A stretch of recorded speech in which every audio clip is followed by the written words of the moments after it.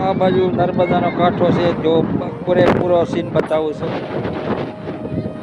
અહીંયાથી દેખાય એટલું દૂરથી તમને બતાવી રહ્યો છું નર્મદા નદી.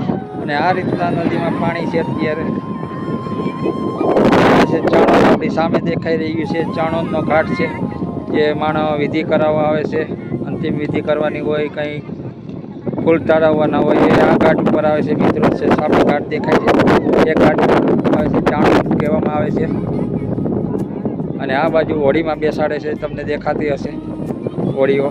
તો એ હોડીઓમાંથી તેને ત્રિવેણી સંગમ કહેવામાં આવે છે. આ બાજુ ત્રિવેણી સંગમમાં એની અર્થી વિસર્જન થાય છે.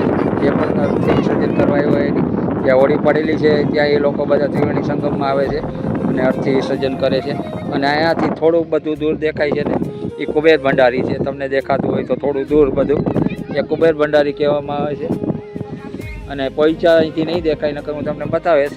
પોઈચાનો આખો વિડીયો બનાવીને દેખાડીશ. તો આવી રીતના છે, જોતા રહેજો, લાઈક કરતા રહેજો. નર્મદા નદી